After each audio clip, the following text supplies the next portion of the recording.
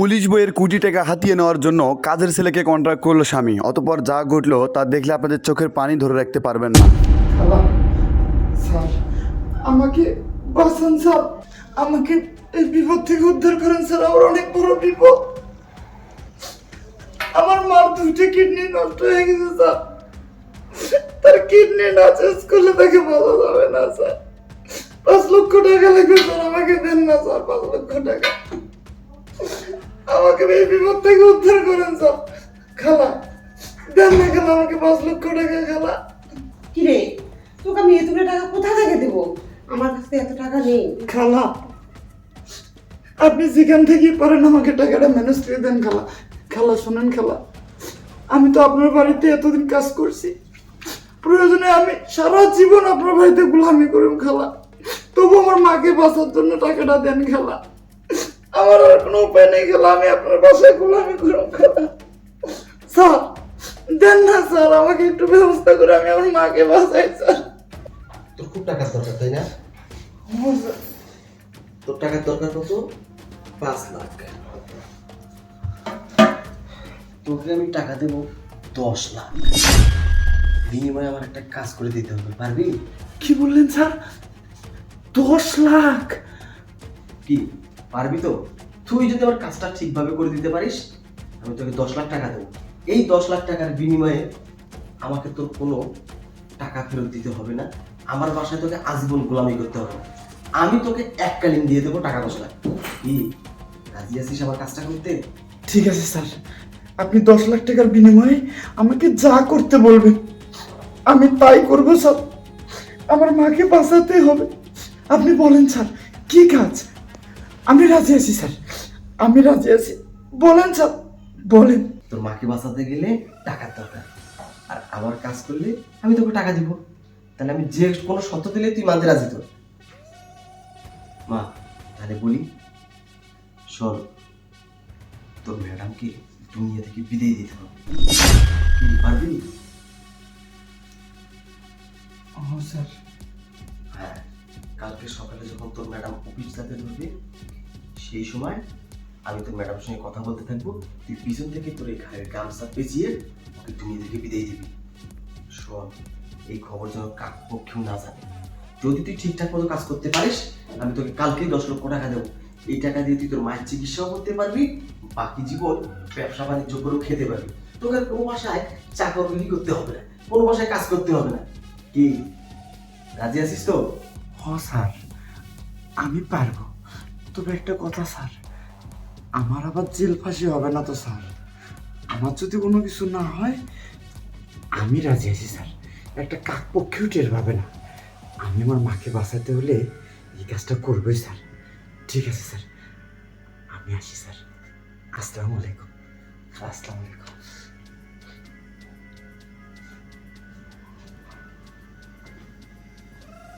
Sir এটা কি বললো? ম্যাডামকে মেরে ফেলতে হবে? এটা কি আমি ঠিক করতেছি? এই টাকাটা দিয়ে আমি যদি আমার মাকে আবার সুস্থ না করতে পারি, মা যদি বেঁচে না থাকে, না এই কাজটা করা আমার ঠিক হবে না, মোটেও ঠিক হবে না। যে ম্যাডাম আমাকে নিজের ভাইয়ের মতো ভালোবাসে, আমার বিপদে আপদে পাশে থাকে, সেই ম্যাডামকে আমি মেরে ফেলবো? না, এটা করা যাবে না। এই কাজটা আমি কিছুতেই করতে পারবো না। এটা আমি ম্যাডামকে জানিয়ে দেব। ও, আমি যদি কাজটা না করি তাহলে তো আবার অন্য কাউকে দিয়েও ম্যাডামকে স্যার মেরে ফেলতে পারে। না, আমাকে কিছু একটা করতে হবে। আমি আমার মাকে আবার কিডনি বিক্রি করে হলেও সুস্থ করবো, নাহলে আমার কিডনি দিয়ে সুস্থ করবো, তবু আমি ম্যাডামকে বাঁচাবো। আমার ম্যাডামকে বাঁচাতে হবে। কি করি? আচ্ছা, ম্যাডামের সাথে একটা পরামর্শ করি। ম্যাডাম, ম্যাডাম বল।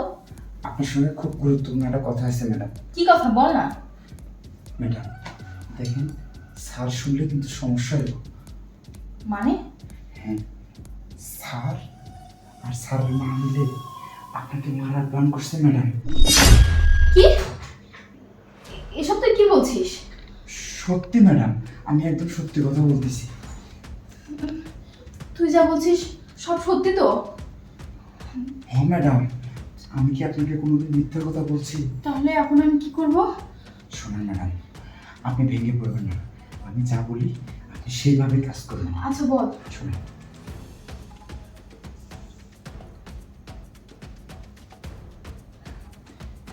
আচ্ছা ঠিক আছে, তুই তাহলে যা, যা তুই। ঠিক আছে ইসলামিয়া। আচ্ছা যা যা।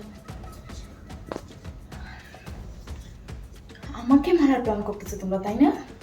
ঠিক আছে, তোমরা তোমাদের প্ল্যান করো আর আমিও আমার প্ল্যানটা সাজাই।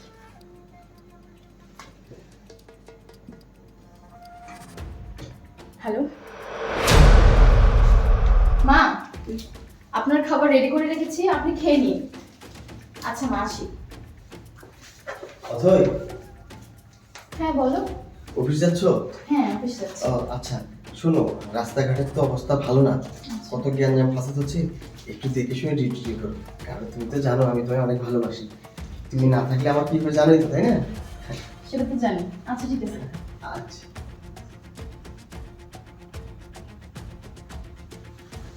ঠিক আছে, তাহলে তুমি যাও। হ্যাঁ আচ্ছা থাকো। আরে কে? আরে আরে কে? রিপোর্ট। আরে আমার গলায় কে গামছা দিল? আরে আমার নিশ্চয় বন্ধ হয়ে যাচ্ছে। আরে বাঁচাও আমাকে।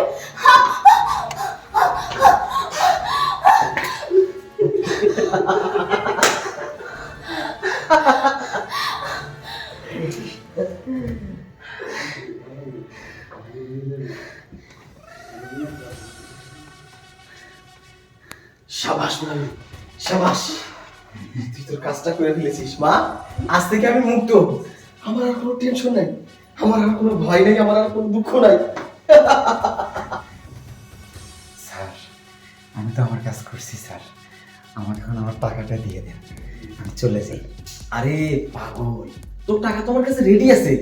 শোন, তোকে আমি আগেও বলেছি এখনো বলি, রিপন কখনো ওয়াদার বরখেলাপ করে না। তোর টাকা রেডি, কিন্তু একটা কাজ আছে জানো, সেটা হচ্ছে এই লাশটাকে তো তোর গুম করতে হবে। এটা তো আমার বাসায় রাখলে আমি ধরা খেয়ে যাবো।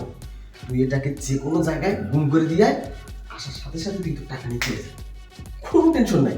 স্যার, যেহেতু আমি মার্ডার করছি, ঘুমটা আমিও করে দিয়েছি, আপনার কোনো টেনশন করতে হবে না। কিন্তু স্যার, আমার না একটু ভয় হয় স্যার, যদি কোনোভাবে কেউ জেনে যায় তখন আমার কি হবে স্যার? আরে ধর, আমি কি এত বোকা? তোকে কি আমার এত বোকা মনে হয়? কি বলো মা? শোন, আমি অনেক দিনের একটা সুযোগের অপেক্ষায় ছিলাম, এখন একটা সুযোগ আসছে। দেশে যে অরাজকতা চলছে, দেশে যে জ্ঞানজাম চলছে, তুই দেখতেছিস না? সব পুলিশ ধরে ধরে মারতেছে, পুলিশের কাপড় চোপড় খুলে ঝুলে রাখতেছে। তার মানে কি, এই সময় পুলিশ হলো সবচাইতে জঘন্যতম ব্যক্তি, পুলিশ হলো দেশের শত্রু, সমাজের শত্রু। তাই নাকি? এখন আমি আমার বউকে মার্ডার করেছি, তার মানে কি এখন মানুষ মনে করবে যে কোনো জায়গাতে পুলিশ মার্ডার হয়েছে, তাহলে আমারও দোষ হবে না, তোরও দোষ হবে না। আর এই সুযোগটাই তো আমি কাজে লাগাইছি। বেশি কথা বলিস না, তুই একটা কাজ কর, তাড়াতাড়ি লাশটাকে তুই গুম করে দে, যা যা গুম কর।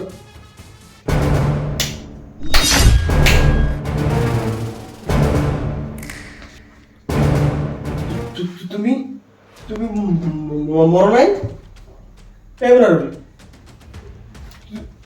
কি হলো, মরে নাই এখনো?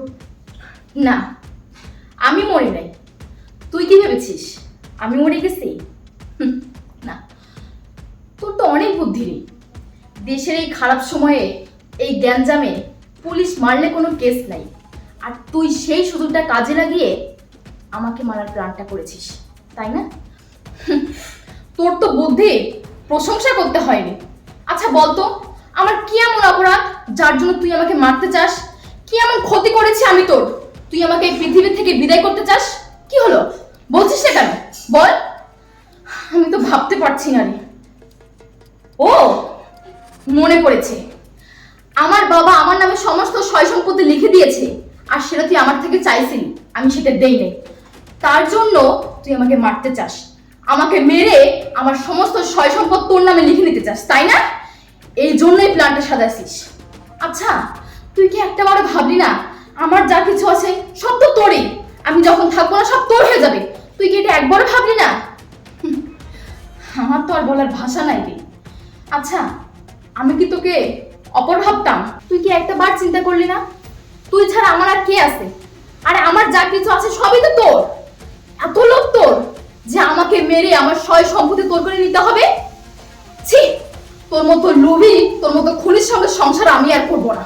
এই শোন, তোদের মা ছেলেকে সারা জীবন জেলে বসতে হবে। ও, কলিং বেলের আওয়াজ, আমার ফোর্স এসে পড়েছে। দাঁড়া, তোরা যেমন কালকে আমাকে মারার প্ল্যান করেছিলি, আজকে আমি তোদের ধরার প্ল্যান করেছি। একটু পরে বুঝতে পারবি। আসো, এই যে এই দুইজন নিয়ে যাও। বৌমা এবার আমার চুপ! একদম যা। এই, তুমি ওদের নিয়ে যাও, আমি যাচ্ছি।